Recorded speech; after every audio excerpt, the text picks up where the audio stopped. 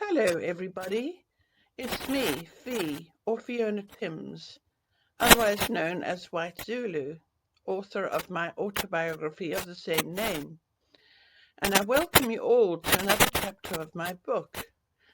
I do hope you're all enjoying my life story, and I must thank all of you for being such dedicated subscribers, especially those who have written such complimentary comments below my videos. They are much appreciated. I would like to point out that the previous South African flag hanging on the wall behind me is not a political statement. It is simply a piece of history in the background of my first 50 years of my life, being born and growing up in my beloved mother country, South Africa.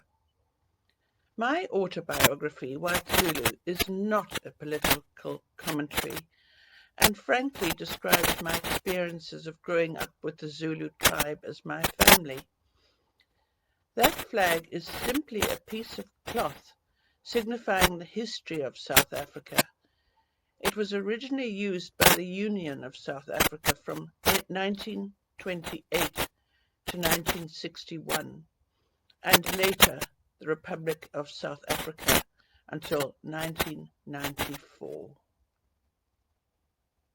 Glencruitten, 1972, Part 6. We strolled hand in hand around the loch and talked, making plans about which room we could turn into a nursery for our baby.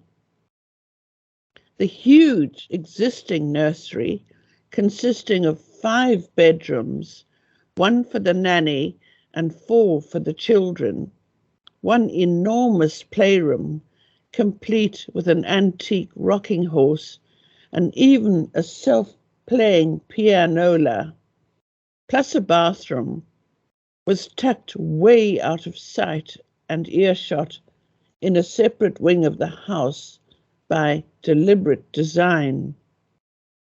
Glencruitten House had been built in the days when children were brought up by nannies, taught by governesses, and were to be neither seen nor heard.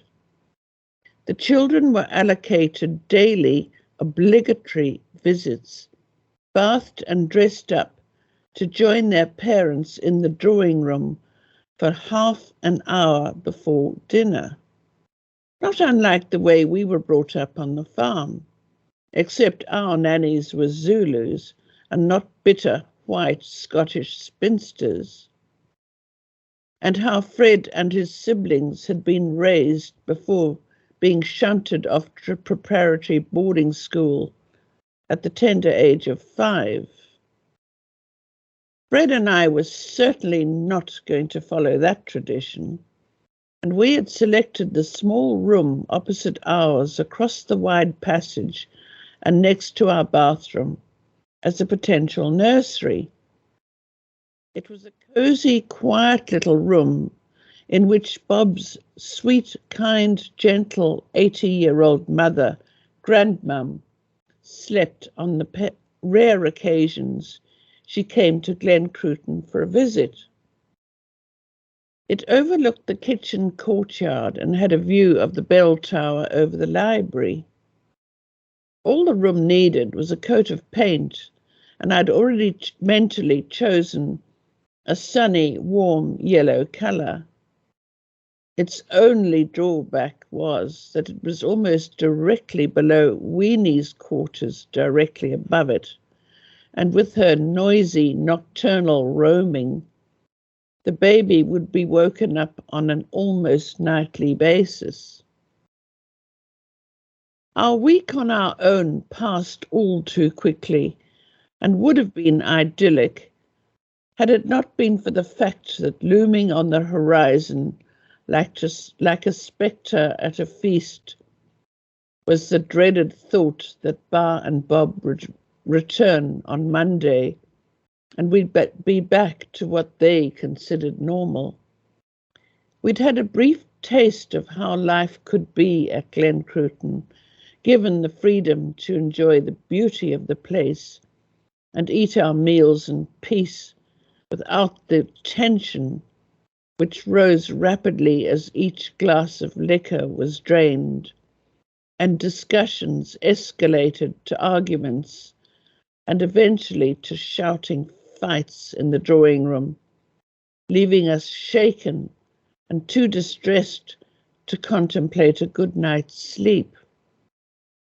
Our last evening together we ate freshly caught pan-fried mackerel in the cosy little sitting room, warmed by a cheerful log fire. We'd bought the fish from the harbour that morning after a pleasantly carefree day spent wandering along the foreshore.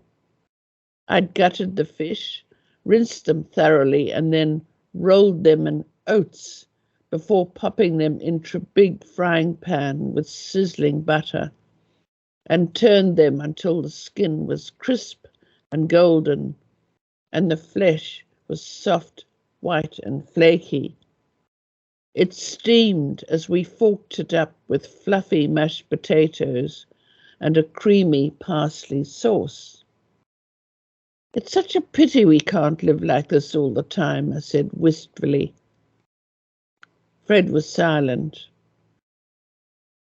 I wonder whether they'll be in a better frame of mind after their little jaunt to London, away from the responsibilities of running this place, I mused.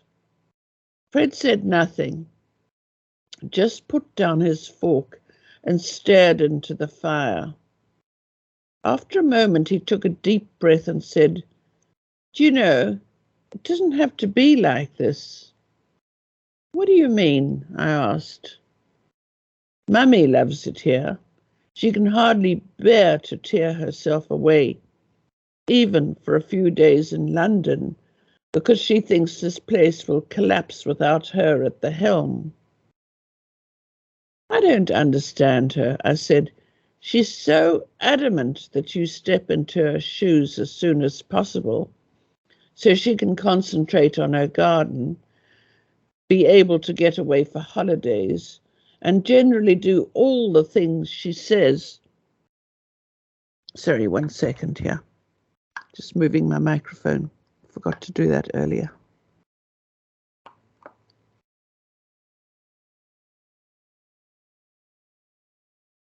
She says, do all the things she says she actually enjoys. Apparently not, he shook his head glumly.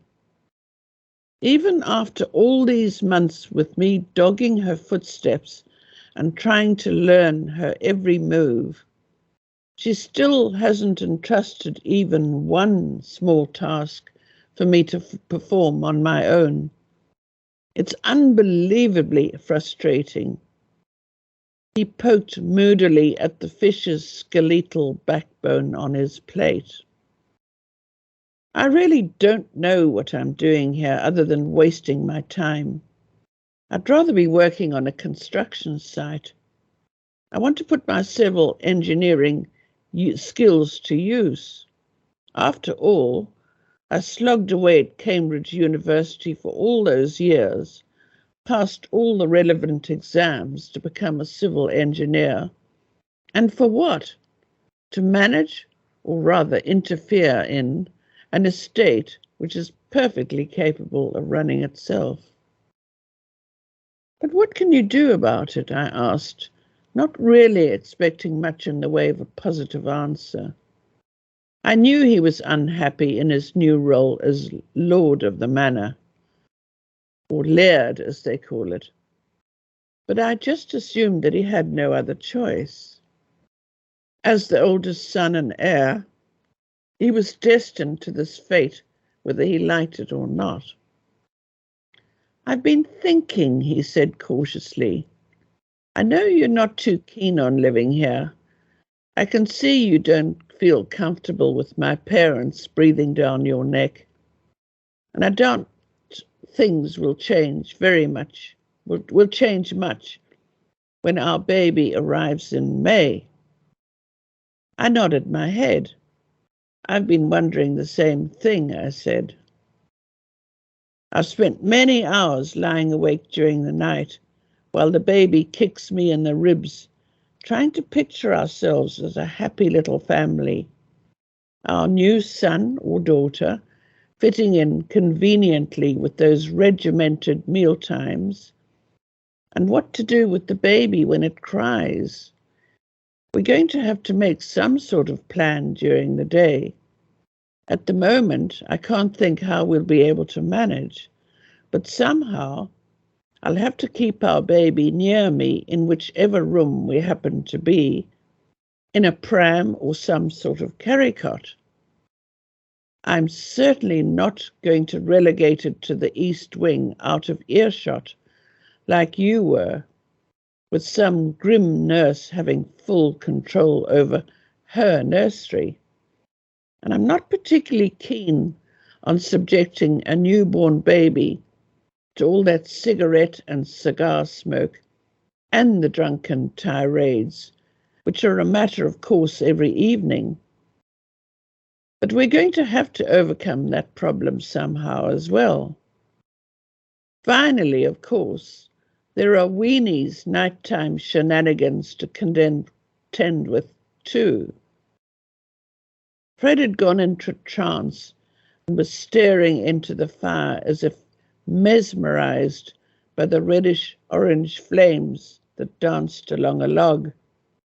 He seemed miles away in another world. I struggled awkwardly to my feet, heaving my burgeoning bump up with some difficulty out of my soft, upholstered armchair, and started gathering up our supper dishes onto a tray to take them back to the kitchen. "Well, I've been thinking," Fred said hesitantly, almost dreamily, and then he suddenly shook himself out of his reverie. He got to his feet and took the tray out of my hands. "I could get a job and we could move out of here, to a home of our own, I mean." My knees gave away and, astonished, I dropped back into my chair. "Are you serious?" I looked up at him in amazement, tinged with disbelief. "Could you do that?" He placed the tray carefully on the sideboard near the door. "I reckon so. I've been giving it a lot of thought recently." He walked back to my chair, knelt down on the carpet in front of it so his face was at my level, and his gentle hazel eyes gazed into mine. "I don't think either of us wants to continue living this way. We're both miserable. It makes me desperately sad to see how unhappy you are here. Could we live somewhere near Oban so that I can still have my baby at the cottage hospital?" My heart was racing with excitement now. I hardly dared believe that we were having this conversation. It was something I hadn't even ventured to dream about. A home of our own? "I'm going to ask around here in Oban to see if there are any projects going that might need a civil engineer. Failing that, I can try as far afield as Fort William or even Inverness. There's bound to be some construction work going on or being considered in those parts."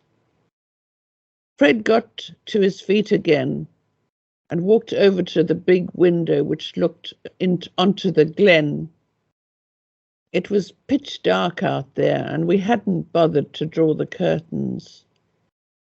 He put his hands behind his back, looked out into the darkness, and bounced up and down on the balls of his feet, becoming more and more animated as he mulled over this exciting new venture. I was almost delirious with sudden joy. Oh, Surely this wasn't a dream. This was something we could actually do. Fred was going to defy his mother yet again. She'd tried to talk him out of marrying me, and he'd stuck to his guns. She wasn't a woman who gave in too easily either. Her overbearing and controlling nature versus Fred's gentle disposition and his willingness to please everybody made it a very uneven match.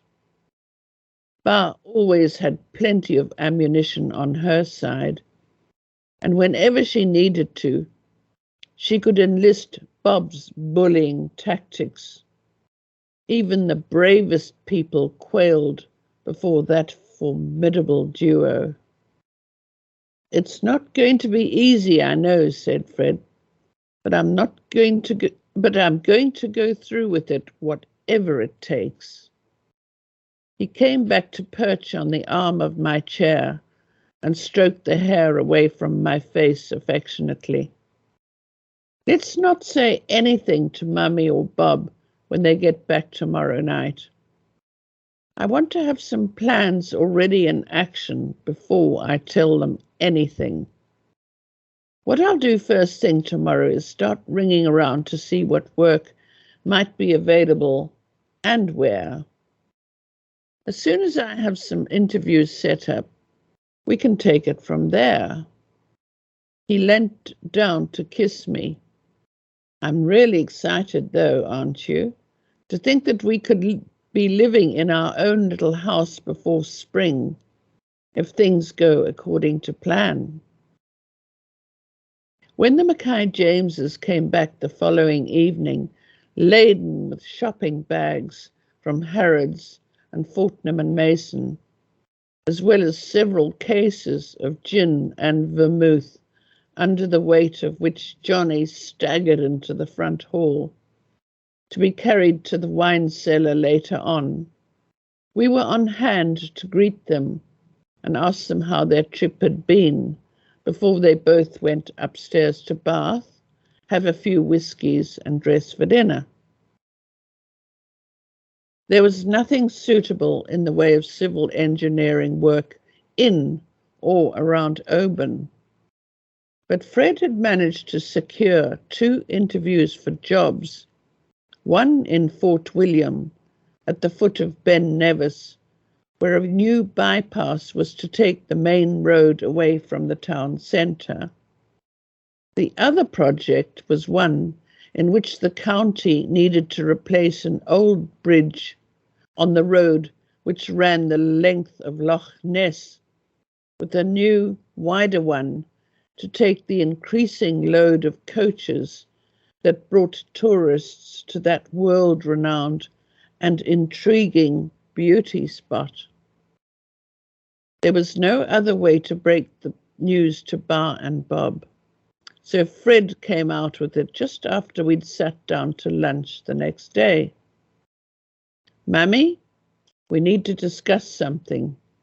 He paused, swallowed, and continued. "We, Fiona and I, are going to look for a place of our own." That is all for the time being, and there's more to come next week. I would like to thank John Moslane for putting aside his Friday afternoons to help me produce these videos. Without him, I could not do this. I would also like to thank Sean van Vuren for his sterling work in uploading my videos to my YouTube channel, adding the photos, as well as managing my channel so professionally. If you would like to know more about my other works, I have written 5 books in all, and each one is autobiographical. Please visit my website at www.whitezulubook.com, where you will find a lot more information as well as plenty of photographs. Thank you so much for listening. I hope you enjoyed my life story. and there is plenty more to come. A thumbnail photo will be attached each week. And thank you so much for all your support and all the very kind remarks you make in complimenting me on my work. I really appreciate it. Goodbye.